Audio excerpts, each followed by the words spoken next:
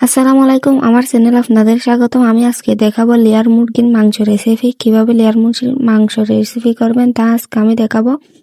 আমি এখানে প্রথমে নিয়েছি আধা কেজি মতো মাংস।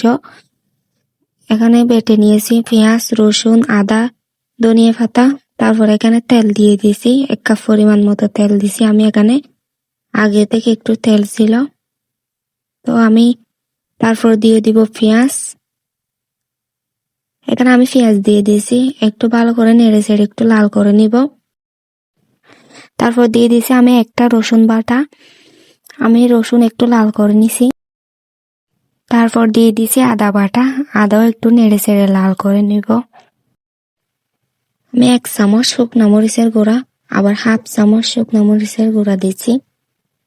তারপর দিয়ে দেব 1 চামচ পরিমাণ মশলার গুঁড়া, 1/2 চামচ পরিমাণ মশলার গুঁড়া।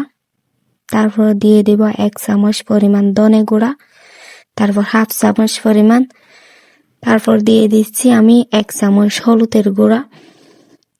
তারপর একটু ভালো করে নেড়ে চেড়ে দিব, যেন লেগে না যায়। একটু পানি দিয়ে আবারও একটু নেড়ে চেড়ে নিছি। তারপর ঢেকে দিয়ে আমি এখানে 2 মিনিট মতো রেখে দিব। 2 মিনিট পর আমি আবারও একটু নেড়ে চেড়ে নেব।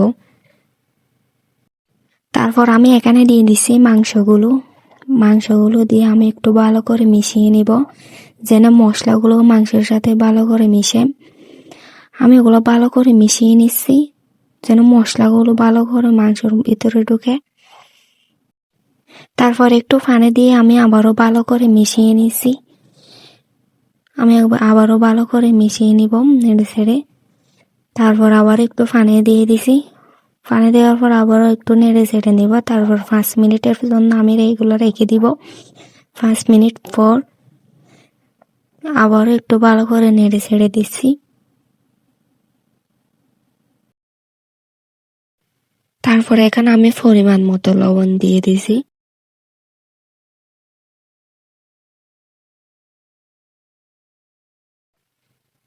আবারও সবগুলো একসাথে নেড়ে ছেড়ে নিছি। তারপর আমি 5 মিনিটের জন্য আবারও রেখে দিব। 5 মিনিট পর আবার আরেকটু নেড়ে ছেড়ে দিব। এটা লেয়ার মুরগি, তাই ভালো করে সিদ্ধ করে নিতে হবে। লেয়ার মুরগি একটু শক্ত। আমি আবারও 5 মিনিটের জন্য রেখে দিছি। 5 মিনিট পর এখন হয়ে গেছে আমার রেসিপি। তো ভালো লাগলে লাইক কমেন্ট করে জানাবেন আর সাবস্ক্রাইব করে দিবেন। সবাই দোয়া করবেন। আল্লাহ হাফেজ। আমি তারপর দিয়ে দিছি ধনে পাতা। ধনে পাতা দেওয়ার পর হয়ে গেছে আমার রেসিপি। সবাই ভালো থাকবেন।